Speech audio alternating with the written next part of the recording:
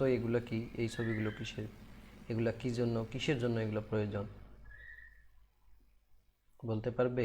কিসের ছবি? আজকের টপিক ওয়েবসাইট স্ট্রাকচার, অর্থাৎ ওয়েবসাইট বানানোর জন্য স্ট্রাকচার দরকার হয়। মানবদেহের জন্য যেরকম কঙ্কাল দরকার হয়, ওয়েবসাইট তৈরির জন্য স্ট্রাকচার দরকার হয়।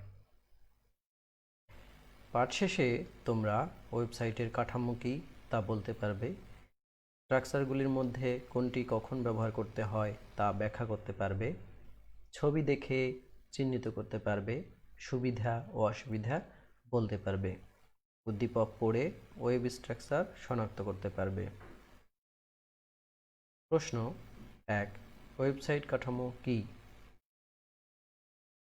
যে কাঠামোতে বা একটি কাঠামোতে ওয়েবসাইটের সকল তথ্য বা বিষয়বস্তু উপস্থাপন করা হয় তাকে ওয়েবসাইট কাঠামো বলে। এছাড়া আরও তথ্য তোমাদের জানতে হবে নৈর্ব্যক্তিক প্রশ্ন জন্য। ওয়েবসাইট কাঠামো মূলত 3টি উপাদান নিয়ে গঠিত, যথা layout, template, URL pattern, linkage, structure. প্রশ্ন 2, ওয়েবসাইট কাঠামো কত প্রকার ও কি কি?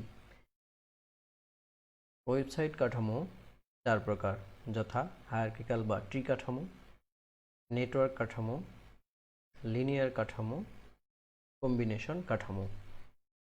দ্বিতীয় অধ্যায়ে আমরা পড়েছিলাম নেটওয়ার্ক টপোলজি।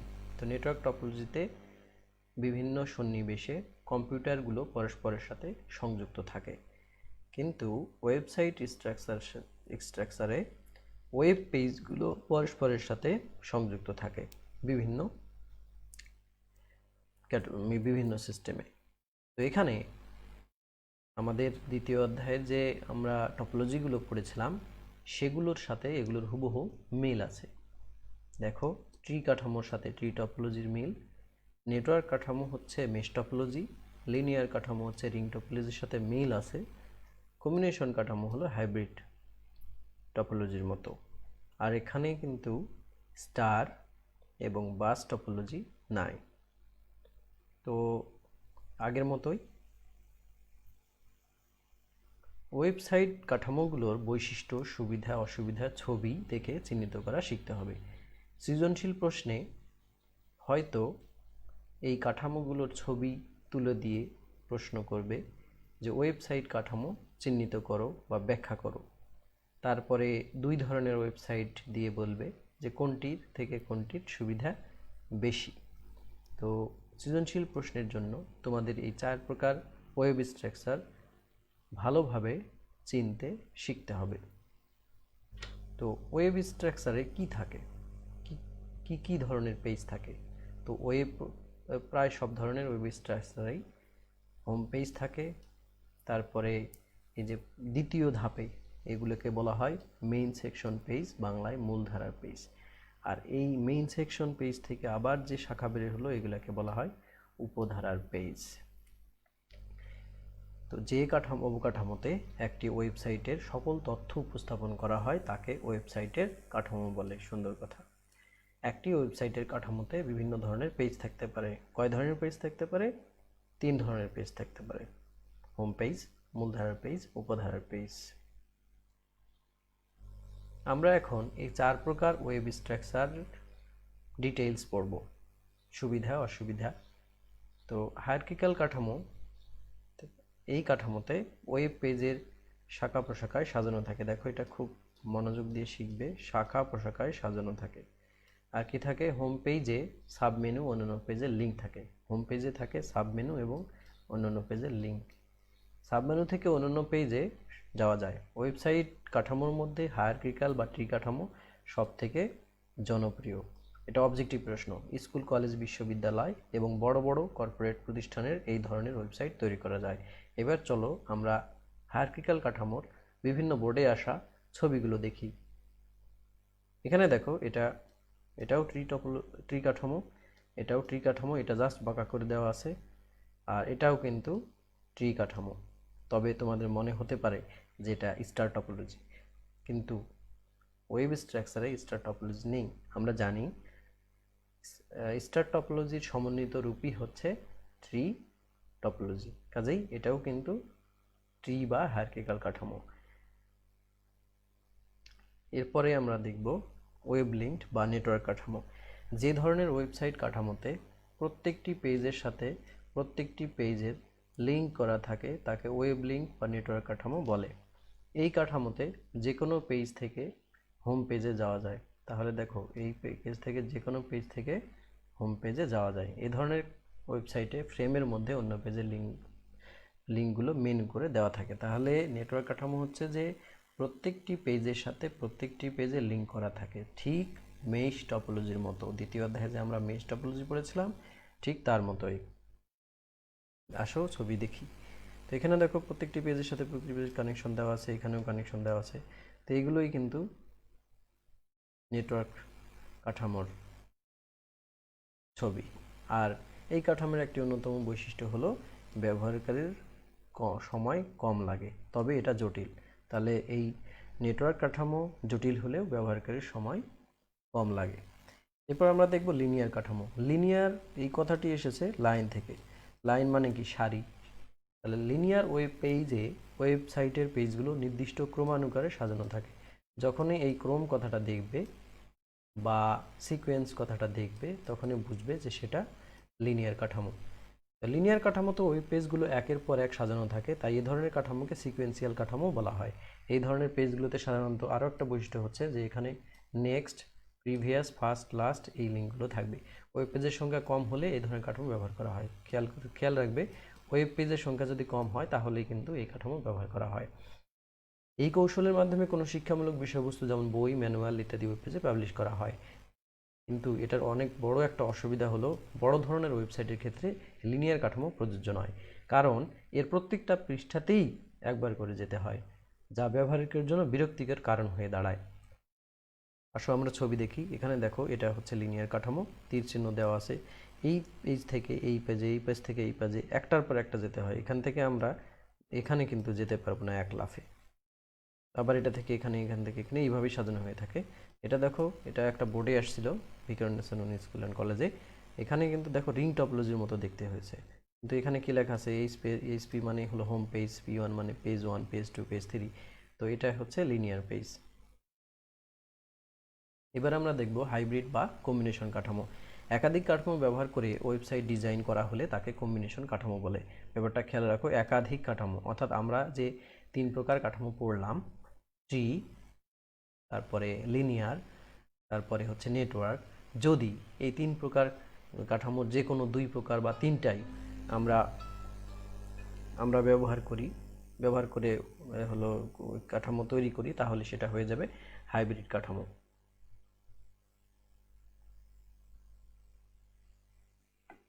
আসো আমরা ছবি দেখি। তো এখানে দেখো, এখানে হচ্ছে এটা কম্বিনেশন কাঠামো, কারণ এখানে যেটা দেখো এগুলো হচ্ছে লিনিয়ার কাঠামো, আর এটা হচ্ছে ট্রি। ঠিক আছে, তাহলে এটা হচ্ছে একটা কম্বিনেশন, 2 ধরনের স্ট্রাকচার এখানে ব্যবহার করা হয়েছে। এটা দেখো তীর চিহ্নগুলো দিয়ে আমরা বুঝতেছি একটা ক্রম বোঝাচ্ছে, ক্রম বোঝালে সেটা হয় লিনিয়ার কাঠামো। আর এটা দেখো, এটা হোম পেজ, এটা তারপরে এটা হচ্ছে মেইন সেকশন পেজ, তাহলে এটা ট্রি কাঠামো। তাহলে এখানে লিনিয়ার এবং ট্রি দুইটাই উপস্থিত আছে। তো আরেকটা কথা, যে হাইব্রিড বা কম্বিনেশন কাঠামো এই ধরনের স্ট্রাকচার ব্যবহার করলে ওয়েবসাইটের সৌন্দর্য বৃদ্ধি পায় এবং ভিজিটররা খুব সহজেই ভিজিট করতে পারে। আমরা এখন বিভিন্ন বোর্ডে আসা এই টপিক থেকে অনুধাবনমূলক প্রশ্নগুলো পর্যালোচনা করব।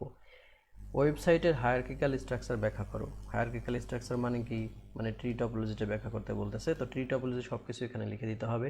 যেমন ট্রি টপোলজি হচ্ছে বিভিন্ন শাখা প্রশাখা থাকে, হোম পেজ থাকে, সাবমেনু থাকে, তারপরে ভিজিটররা খুব সহজেই যে কোনো পেজে যেতে পারে, তারপরে প্রয়োজনীয় তথ্যগুলো লিঙ্কের মাধ্যমে ব্রাউজ করতে পারে, তারপরে এটা সব থেকে জনপ্রিয়। এই এরপরে আছে দেখো, ট্রি এবং লিনিয়ার স্ট্রাকচার ব্যাখ্যা করো, বা আসতে পারে ট্রি এবং লিনিয়ার স্ট্রাকচারের মধ্যে কোনটি বেশি ভালো। তো ট্রি এবং লিনিয়ারের মধ্যে ভালো হচ্ছে ট্রি, কারণ এটা খুবই সহজ, যুক্তিমূলক। লিনিয়ার সহজ, কিন্তু বড় ধরনের ওয়েবসাইটের ক্ষেত্রে এটা ব্যবহার করা যায় না, কারণ এটা প্রত্যেকটা পেজে যেতে হয়, নেক্সট, প্রিভিয়াস, ফার্স্ট এগুলোই থাকে। তো আমরা পড়ে দেখি, যখন একটা ওয়েবসাইটের পেজগুলো নির্দিষ্ট সিকোয়েন্স অনুসারে ভিজিট করার প্রয়োজন হয় তখন লিনিয়ার স্ট্রাকচার ব্যবহার করা হয়। এই ধরনের পেজগুলোতে সাধারণত নেক্সট, প্রিভিয়াস, ফার্স্ট, লাস্ট ইত্যাদি লিঙ্ক ব্যবহার করা হয়। অন্যদিকে ট্রি স্ট্রাকচার ওয়েবসাইটের ক্ষেত্রে বিভিন্ন শাখাগুলোকে আলাদাভাবে সংযুক্ত করা হয়। হোম পেজ, সাব মেনু, অন্যান্য পেজের লিঙ্ক থাকে। এতে করে ওয়েবসাইটের ভিজিটররা সহজেই বুঝতে পারে কোন অংশে তার প্রয়োজনীয় তথ্যগুলো রয়েছে। তাহলে আমরা দেখলাম লিনিয়ারের থেকে ট্রি ওয়েব স্ট্রাকচারের ভিজিটররা সহজেই বুঝতে পারে কোন অংশে তার প্রয়োজনীয় তথ্যগুলো রয়েছে। লিঙ্কের মাধ্যমে তাদের প্রয়োজনীয় অনুযায়ী ওয়েবসাইটের এক পেজ থেকে অন্য পেজে ব্রাউজ করতে পারে। সুতরাং উপযুক্ত আলোচনা থেকে আমরা বলতে পারি স্ট্রাকচার দুটির মধ্যে ট্রি স্ট্রাকচারটির ব্যবহার বেশি সুবিধাজনক। এখন আমরা এই টপিক থেকে বিভিন্ন বোর্ডে আসা নৈবেত্তিক প্রশ্নগুলো দেখব। তো এখানে এই ছবিটা দেখো, এই ছবিটা দেখে তোমাদের 1 ও 2 নম্বর প্রশ্নের উত্তর দিতে হবে। 1-2 প্রশ্ন আমি বের করলাম। তাহলে উদ্দীপকের চিত্রটি ওয়েবসাইটের কোন কাঠামো? দেখো এখানে আছে এই যে তীর চিহ্ন দেওয়া আছে, এখান থেকে তীর চিহ্ন দেওয়া আছে, আবার এখান থেকে এই যে এই তিনোটার মধ্যে আবার এটা দেওয়া আছে। তাহলে তোমাদের বলতে হবে যে এটা কোন ধরনের ওয়েব স্ট্রাকচার। তাহলে দেখো এটা একটা ক্রম বোঝাচ্ছে, তাই না? ক্রম বোঝালে সেটা হবে লিনিয়ার ওয়েব স্ট্রাকচার। তারপর হচ্ছে পেজ 4, পেজ 5, পেজ 2 সাথে যদি যুক্ত করি তাহলে ওয়েবসাইটের কাঠামো পরিবর্তন করতে হবে, ঠিক আছে। নতুন করে HTML কোড লিখতে হবে, এটাও ঠিক আছে। কিন্তু মেমোরি স্পেস কম লাগে, এটা ঠিক নাই। মনে রাখবে যে এই প্রশ্নটা হচ্ছে বহুপদী একটা প্রশ্ন। তো বহুপদী প্রশ্নের ক্ষেত্রে যদি 3টে অপশনের মধ্যে একটা ভুল অপশন তোমরা আগেই তোমাদের চেষ্টা করতে হবে যে 3টার মধ্যে কোনটা ভুল, যদি ভুল থাকে আর কি। ভুলটা যদি খুঁজে পাও তাহলে তোমার আর চিন্তা নাই। এখন ভুল যার যার সাথে থাকবে, যেমন এটা 3 নাম্বার যেহেতু ভুল, তো এটার সাথে 3 নাম্বার আছে, তাহলে এটা হবে না, এটাও হবে না, এটাও হবে না, কারণ এদের সাথে 3 আছে। তাহলে উত্তর 1 ও 2। খুব দ্রুত উত্তর করতে পারবে। ওয়েব ব্রাউজার হলো সাফারি, অপেরা, গুগল ক্রোম, তিনোটাই ঠিক। তারপরে আমরা দেখব যে ওয়েবসাইটের কাঠামোর অন্তর্ভুক্ত হলো, তাহলে home page, main section, page, subsection, তিনোটাই ঠিক। তিন প্রকার পেজই থাকে ওয়েব স্ট্রাকচারে। ওয়েবসাইটে যে ধরনের স্ট্রাকচার বা কাঠামোগুলোতে বেশি ব্যবহার হয় হচ্ছে হায়ারার্কিক্যাল আর লিনিয়ার। তাহলে এটার উত্তর হচ্ছে 1 ও 2। তারপরে আছে ইউআরএল এর অংশগুলো হলো, ইউআরএল অংশ প্রোটোকল নেম, ঠিক আছে। প্রথমে প্রোটোকল নেম থাকে, তারপর হোস্ট নেম থাকে, তারপর ডাইরেক্টরি নেম থাকে, এটা ঠিকই আছে। হোম পেজ দেখার জন্য আবশ্যক হচ্ছে ওয়েব ব্রাউজার লাগবে, ইন্টারনেট লাগবে, সার্চ ইঞ্জিন না হলেও হবে, কারণ সার্চ ইঞ্জিন আমরা যদি ওয়েব অ্যাড্রেসটা সঠিকভাবে জানি তাহলে লাগবে। তাহলে এটা হবে 1 ও 3। তারপর আছে ওয়েব পেজের অ্যাড্রেসকে বলা হয় ইউআরএল। গুগল ক্রোম হচ্ছে একটা সার্চ ইঞ্জিন, google.com। কোনটি ওয়েব ব্রাউজার হচ্ছে মজিলা ফায়ারফক্স, এটাও সার্চ ইঞ্জিন, এটাও সার্চ ইঞ্জিন, এটাও সার্চ ইঞ্জিন। এটা দেখো, এটা একটা ইউআরএল এর সর্বশেষ অংশের নাম হচ্ছে, এই সর্বশেষ অংশ তার মানে এই যেটার কথা বলা হচ্ছে। আমরা জানি যে এটা হলো ডোমেইন নেমের ডটের পরে যে অংশটি থাকে সেটাকে বলা হয় টপ লেভেল ডোমেইন নেম। এর মাধ্যমে আমরা ওয়েবসাইটের প্রকৃতি জানতে পারি। প্রকৃতি মানে হচ্ছে যে এই যে ওয়েবসাইটটা, এটা কি সরকারি নাকি বেসরকারি নাকি বাণিজ্যিক। তো এটা কম আছে, কম মানে কমার্শিয়াল, তার মানে এটা একটা বাণিজ্যিক ওয়েবসাইট। তারপর আমরা দেখব এইচটিটিপির পূর্ণরূপ হচ্ছে যেটা হাইপার টেক্সট ট্রান্সফার প্রোটোকল। তারপর হচ্ছে ইউআরএল এর তৃতীয় অংশের নাম কি? ইউআরএল এর তৃতীয় অংশের নাম হচ্ছে ডিরেক্টরি বা পাথ। ইউআরএল এর দ্বারা কোনটি প্রকাশ করা হয়? ইউআরএল দ্বারা প্রকাশ করা হয় ডোমেইন নেম। এখন আমরা ওয়েব স্ট্রাকচার বা টপিক থেকে কমন আসা বিভিন্ন বোর্ডের সৃজনশীল প্রশ্ন পর্যালোচনা করব। তো এখানে দেখো প্রশ্ন 1, এখানে হচ্ছে মোহন একটি ওয়েবসাইট ব্রাউজ করতে গিয়ে দেখে ওয়েবসাইটের প্রতিটি পেজে যেতে হলেই বারবার হোম পেজে ফিরে আসতে হয়। প্রতিটি পেজে যেতে হলে বারবার হোম পেজে ফিরে আসতে হয়, তার মানে এটা একটা বৈশিষ্ট্য ওয়েবসাইটের। তাহলে প্রতিটি পেজে যেতে হলে বারবার হোম পেজে ফিরে আসতে হয়, তার মানে এটাকে সিকোয়েন্স বোঝাচ্ছে। তাহলে এটা হবে লিনিয়ার ওয়েবসাইট। আর হোম পেজটি নানা ধরনের নান্দনিক বিজ্ঞাপনে সাজানো। দেখো, নান্দনিক বিজ্ঞাপনে সাজানো, সবাই আকৃষ্ট হয়। প্রথমবারের ব্যবহার করতে গিয়ে সে স্বাচ্ছন্দ্য বোধ করে, কিন্তু ওয়েবসাইটের একটি ছবি ব্রাউজ করতে গিয়ে দেখে পেজটি লোড হতে বেশি সময় লাগে। তাছাড়া পেজটি দেখা গেলেও ছবি ব্রাউজারে প্রদর্শন করতে পারছে না। সৃজনশীল প্রশ্ন পড়তে গেলে তোমাদেরকে অবশ্যই প্রশ্নগুলো আগে পড়ে নিতে হবে। দেখো, ইমেজ ট্যাগ কি, ডোমেইন নেম কেন রেজিস্ট্রেশন করতে হবে, উদ্দীপকের ওয়েবসাইটের কাঠামো ব্যাখ্যা করো। তাহলে এটা কমন আসছে আমাদের টপিক থেকে। কাঠামো হচ্ছে যে এখানে প্রতিটি পেজে যেতে গেলে বারবার হোম পেজে আসতে হয়। প্রতিটি পেজে যাওয়া লাগতেছে, বারবার খেয়াল করো। তাহলে কোন ওয়েবসাইটের প্রতিটি পেজে যাওয়া লাগে? ইচ্ছে মতো একটা পেজ থেকে অন্য পেজে জাম্প দিয়ে যাওয়া যায় না, এটা লিনিয়ার কাঠামো। তাহলে তোমাকে আগেই বলতে হবে যে উদ্দীপকের ওয়েবসাইটটি হচ্ছে, যেহেতু প্রতিটি পেজে যেতে হলে বারবার হোম পেজে আসতে হয়, সেহেতু এটা হচ্ছে একটা লিনিয়ার কাঠামো। ফার্স্ট, লাস্ট, প্রিভিয়াস এই ধরনের লিঙ্ক থাকে। এরপরে এটা বড় ধরনের ওয়েবসাইটের ক্ষেত্রে ব্যবহার করা যায় না। এই সমস্ত মানে সুবিধা অসুবিধা সব কিছু তোমাকে বিস্তারিত লিখতে হবে। এখন এই ঘ নম্বর প্রশ্ন দেখো, উদ্দীপকে উল্লেখিত সমস্যার সমাধান। সমস্যার সমাধান ছিল যে দেখা গেল সে বিরক্ত, তারপরে পেজটি লোড হতে সময় বেশি লাগতেছে। তো আমরা জানি যে গত ক্লাসে আমি তোমাদের দেখিয়েছিলাম যে স্ট্যাটিক ওয়েবসাইট দ্রুত লোড হয়, ডাইনামিক ওয়েবসাইট লোড হতে বেশি সময় লাগে। ডাইনামিক ওয়েবসাইট খুব আকর্ষণীয় হয়, দৃষ্টিনন্দন হয়, কিন্তু খরচও বেশি হয়। কাজেই এই যে পেজ লোড হতে বেশি সময় লাগে এই বৈশিষ্ট্য, তারপরে সবাই আকৃষ্ট করে, অ্যাট্রাকটিভ ওয়েবসাইট, তাহলে এটা ডাইনামিক ওয়েবসাইটে হবে। তাহলে উদ্দীপকে এটা হচ্ছে ডাইনামিক ওয়েবসাইট। এবার আমরা দেখব প্রশ্ন 2। এখানে দেখো একটা এই দেওয়া আছে, ওয়েব স্ট্রাকচার দেওয়া আছে, দেখে কি মনে হচ্ছে যে এটা এটা আসলে ট্রি ওয়েব স্ট্রাকচার। 2 নম্বর এটা আমরা পড়বো না, কারণ এটা আমাদের এখন টপিকের বিষয় না। কাজে এখানে দেখো তো এই গ নম্বর প্রশ্ন হচ্ছে দৃশ্যকল্পে একের ওয়েবসাইটের কাঠামো ব্যাখ্যা করো। তাহলে তোমাকে এখানে দুইটা কাজ, তোমার একটা কাজ হচ্ছে তোমার হচ্ছে অনুধাবনমূলক।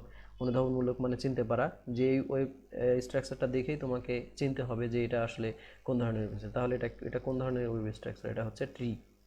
ঠিক আছে, এটা ট্রি ওয়েব স্ট্রাকচার। তাহলে ট্রি ওয়েব স্ট্রাকচার কি কি কি থাকে, সুবিধা কি, অসুবিধা কি, সেগুলো তোমাকে লিখতে হবে।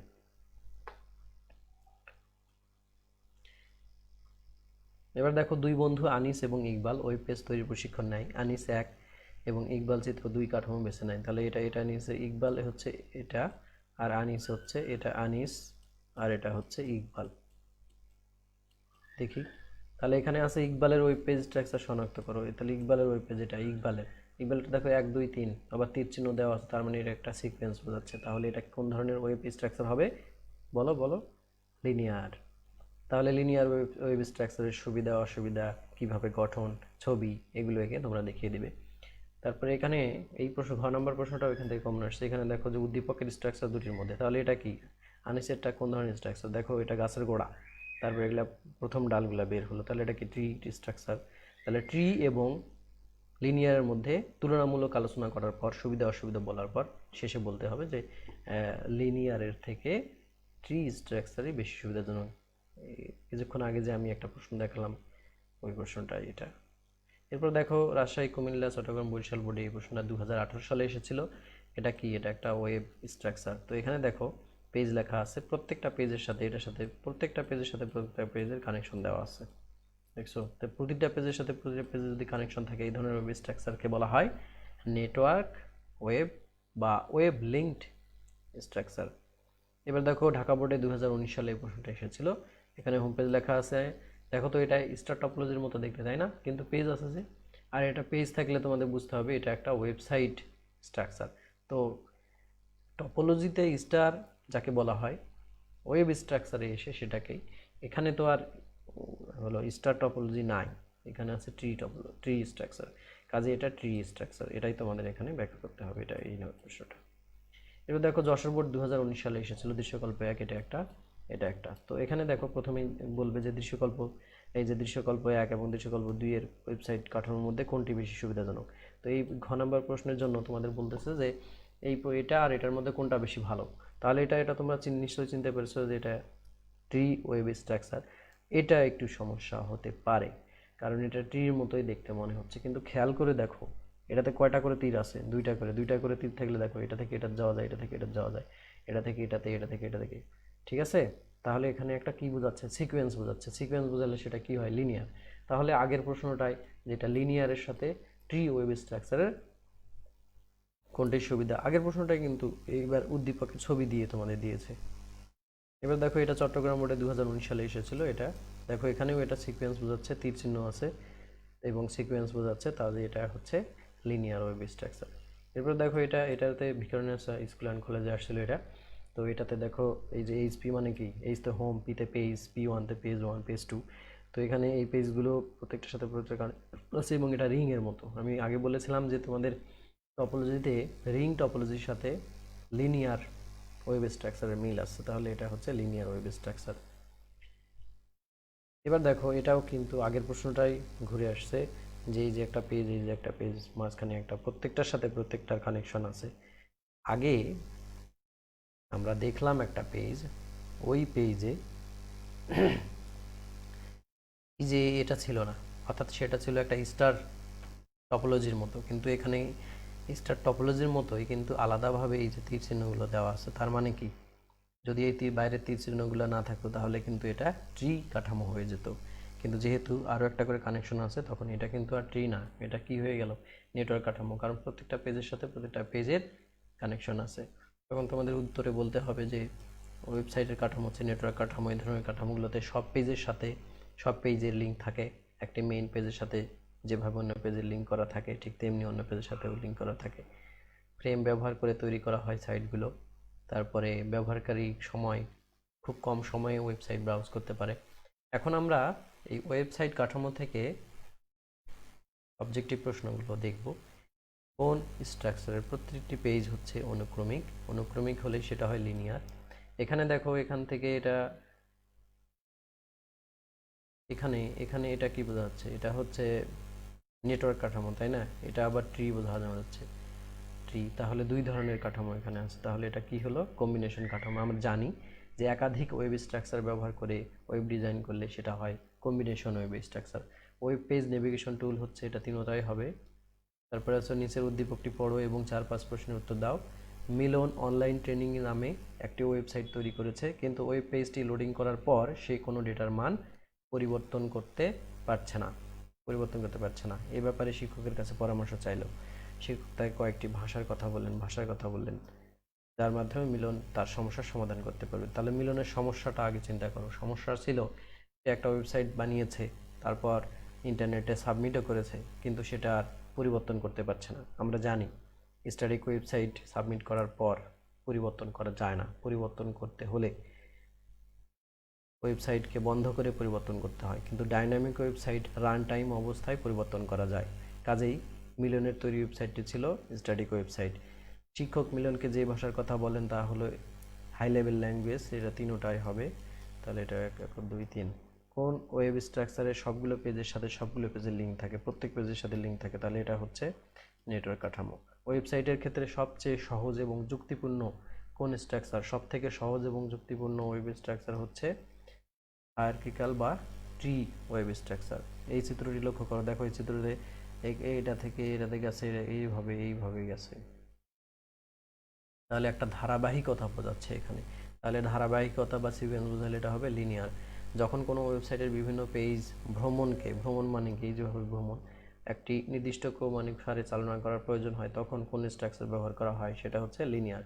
নিচের কোনটি দিয়ে ডাইনামিক ওয়েব পেজ তৈরি করা সম্ভব? ডাইনামিক ওয়েব পেজ তৈরি করতে গেলে পিএইচপি হাই লেভেল ল্যাঙ্গুয়েজ লাগবে। এখন আমরা মূল্যায়নে যাব। তো মূল্যায়নে আমরা কি পড়েছি টপিকে? ওয়েব স্ট্রাকচার কি, মূলধারার পেজ কি, হোম পেজ কি, ট্রি স্ট্রাকচার এবং লিনিয়ার স্ট্রাকচারের মধ্যে পার্থক্য কি। তো এই ছিল আমাদের আজকের ক্লাসের বিষয়। তো তোমরা লেকচারে শেখানো প্রশ্নগুলো খাতায় লিখে আত্মস্থ করবে, বাসায় প্র্যাকটিস করবে। ঘরে থাকো, নিরাপদ থাকো। সবাইকে অনেক ধন্যবাদ। আবার দেখা হবে অন্য কোনো ক্লাসে। চতুর্থ অধ্যায়ের কোন বিষয়টি তুমি বুঝতে পারোনি কমেন্ট করে রাখো, পরবর্তীতে সেটা সমাধান দেওয়ার চেষ্টা করব। ঠিক আছে, তোমরা সবাই ভালো থেকো।